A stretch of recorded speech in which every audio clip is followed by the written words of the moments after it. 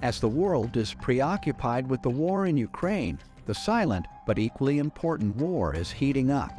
In 1946, when the British Prime Minister gave his most prominent speech in Fulton, Missouri, at Westminster College, he said, "From Stettin in the Baltic to Trieste in the Adriatic, an iron curtain has descended across the continent, which was the beginning of the Cold War against the Soviet Union." Decades ago, the U.S. government invested the most in research and development during that time. Today, semiconductors are the most vital pieces of technology because of their use in almost everything that requires computational power, from mundane house appliances like blenders or flat TV screens to the most advanced military weapons like rockets, jets, and satellites. Like before, most Americans believe that, because of the challenges the country is facing now, it's essential to invest in R&D, as they did back then. Thus, the U.S. Senate passed the Innovation and Competition Act 2021 to compete with China, which Joe Biden welcomed with the following words: "We are in a competition to win the 21st century, and the starting gun has gone off." This can be noted as the beginning of a new Cold War, but this time the West's primary opponent is Communist China. So, in this video, we are going to talk about the intricacies of the industry, what forced the U.S. and its allies to descend the Iron Curtain, and why China is already losing the most crucial race in history. But before diving into the subject, consider subscribing to the channel so that you contribute to the production of future episodes. First, let's talk about why the so-called chip war is so important and worth your attention. Since semiconductors are almost everywhere, the global market size is immense. According to the estimates, 2021 semiconductor industry across different sectors like smartphones, consumer electronics, industrial electronics, cars, servers, data centers, and so on was a little shy of $500 billion. However, it is estimated that by 2030, the market will double and surpass $1 trillion. Plus, as time passes, more and more electronics will be required in everything we use. For instance, as the automotive industry is becoming more digitalized, more microchips will be needed. The average car in 2010 contained $300 worth of microchips. This will likely increase to more than $500 in 2022, totaling over $60 billion, says the article in Deloitte. And as microchips are essential to a digital world, the monopolist will influence the trillions of dollars worth of technology, including rapidly developing artificial intelligence. Finally, a handful of companies in the world contribute to the production of global semiconductor supplies. In this regard, the leading players are scattered and do their share of the work. According to McKinsey, those are Intel, Qualcomm, TSMC, ASML, Samsung, and NVIDIA.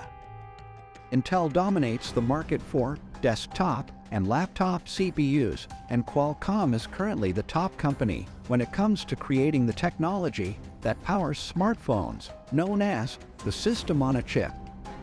Taiwan's TSMC is the leading manufacturer of chips at 10 nanometers or below. ASML, a Dutch company, produces most lithography equipment, especially leading-edge products. Samsung dominates memory cards, while NVIDIA the market for graphics cards. Lastly, Japanese and South Korean companies make most wafers and all specialty chemicals used in semiconductor manufacturing.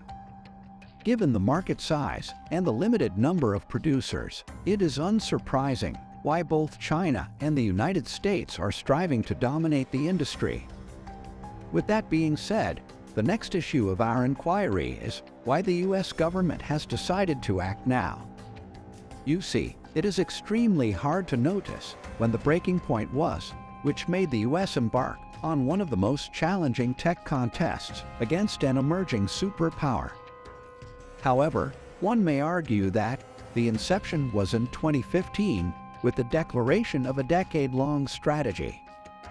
That year, the Chinese government launched Made in China 2025, a state-led industrial policy that seeks to make China dominant in global high-tech manufacturing. The program aims to use government subsidies, mobilize state-owned enterprises, and pursue intellectual property acquisition to catch up and then surpass Western technological prowess in advanced industries. According to the Council on Foreign Relations, the main objective of Beijing is to decrease China's reliance on foreign technology and to support Chinese high-tech manufacturers to be successful worldwide. They are mainly focused on semiconductors, which, as said, are essential for almost all electronic devices. China is responsible for 60% of the world's demand for semiconductors, but only produces 13% of the world's supply. China 2025 has established specific goals to attain 70% independence in high-tech industries by 2025 and become the leader in global markets by 2049, which marks the 100th anniversary of the People's Republic of China. Moreover, the Congressional Research Center notes that, in November 2022, the Communist Party of China reiterated its focus on technological innovation as the key driver of China's development at its 20th Party Congress. This focus was first set out in the Medium and Long-Term Plan for Science and Technology from 2006 to 2020, which called for more aggressive efforts to obtain foreign technology and for Chinese companies to lead these efforts. To support this plan, China's State Council issued Made in China 2025 in 2015. This set of industrial programs aimed boosting China's competitiveness by advancing its position in the global manufacturing value chain, leapfrogging into emerging technologies, and reducing dependence on foreign firms. In terms of investment, China has been working towards accumulating 1 trillion yuan, or over $143 billion to support the semiconductor industry. As the media says, this means that China is taking a more hands-on approach to shaping the future of the chip industry, just as analysts predicted. The chip industry is vital to China because it's in high demand and is seen as a critical part of China's technological power. But this is not the reason why America is afraid of China's technological advancement. Among the two issues that bother the U.S. government, the unfair economic practices of China. In his book, U.S.-China Technological Coupling, a Strategy and Policy Framework, John Bateman says, Washington believes that the Chinese government gives preferential treatment to their tech companies through subsidies and special contracts, which has helped companies like Huawei become so successful. This, along with the fact that foreign companies are discriminated against when it comes to regulations, licenses, and market access, is a long-standing issue. American tech companies are particularly affected by this discrimination. Additionally, China pressures foreign companies to share their trade secrets and intellectual property with Chinese partners, significantly impacting American companies that rely on specific technology rights, know-how, and data. There are many other issues as well.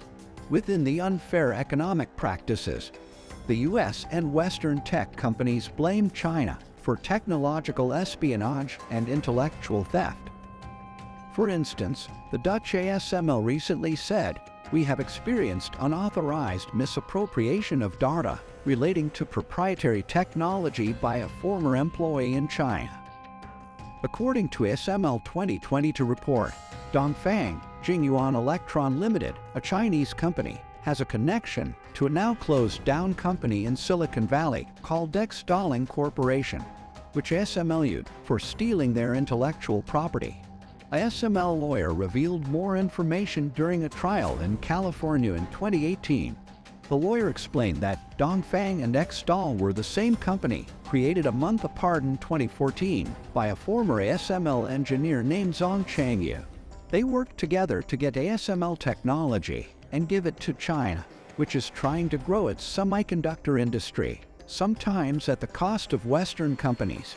In a daring move, one of their engineers was accused of stealing all 2 million lines of source code for critical ASML software and sharing it with Xdal and Dongfeng employees in both the US and China. Although the second reason why the US finds China's possible technological superiority a threat because of Beijing's control over civil technology. Precise strategy of military-civil fusion, or MCF, is Washington's nightmare. MCF is a strategy that aims to make the PRC a superpower in the areas of economy, technology, and military by combining the country's military and civilian industrial and scientific resources. The idea is to encourage collaboration between different sectors and promote sharing of resources so that economic and national defense construction can work together in a mutually beneficial way.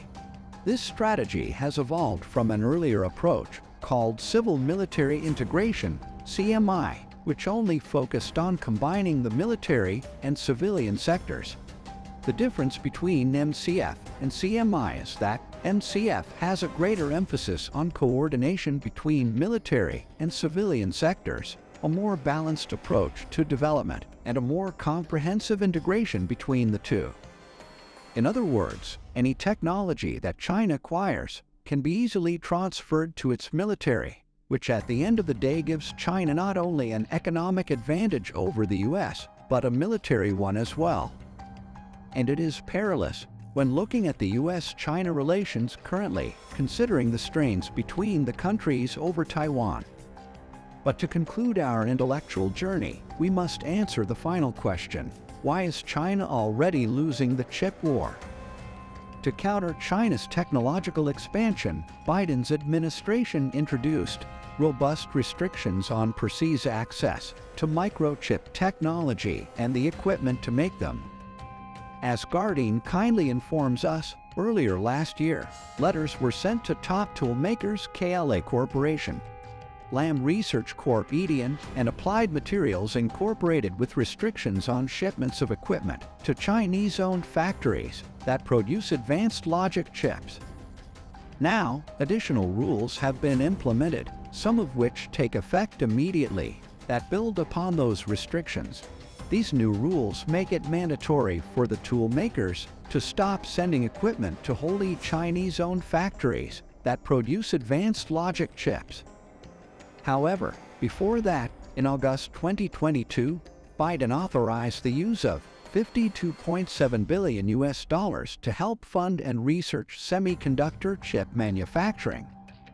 This move is part of Washington's efforts to boost the U.S.'s competitiveness with China's technology advancements.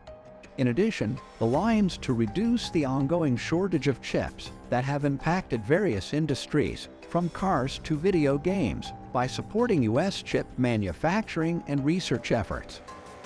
Just for comparison, according to the Kiel Institute for the World Economy, the U.S. provided $44.3 billion worth of military aid to Ukraine from February 24, 2022 to mid-January of the current year. This again proves that chip war is of the utmost interest to America. Furthermore, the $52.7 billion allocated for the chip industry goes under the umbrella of the staggering $280 billion Chips and Science Act, which dwarfs China's $143 billion designated to the sector. And speaking of Chinese investments, Beijing paused its spending on microchips at the beginning of January, which is not a good sign for the development of the industry, because competition is heating up, and any delay can be devastating. In addition, the Commerce Department is tightening export controls to limit China's ability to get advanced computing chips, develop and maintain supercomputers, and make advanced semiconductors, Associated Press reported. To be more precise, logic chips with non-planar transistor architectures of 16 or 14 nanometers or below, DRAM memory chips of 18 nanometer half-pitch or less, and NAND flash memory chips with 128 layers or more. Finally, the U.S. uses its influence to choke China's access to microchip technology by calling on its allies not to collaborate with Beijing. So far, Japan and Netherlands have agreed to boycott China and stand with the US. Some key companies, like TSMC, recorded a market share of 58.5% in the global semiconductor foundry market, while Samsung occupied 15.8% of the market in 2022. They were given a one-year exemption from the US chip restrictions on China. For a better understanding, TSMC accounts for an estimated 90% of the world's super-advanced computer chips, supplying tech giants including Apple and Qualcomm. Thus, when the exemption time expires, joined by chip manufacturing monsters, the US may end China's dreams about technological superiority. However, as consolidating a firm US alliance against China is a prolonged process, it may take decades before either side comes victorious. But one thing is sure, America has a clear advantage in the new technological Cold War. Thank you for watching. Feel free to leave a comment and let me know what you think about the subject. And don't forget to hit the like button and subscribe to the channel if you enjoyed the video.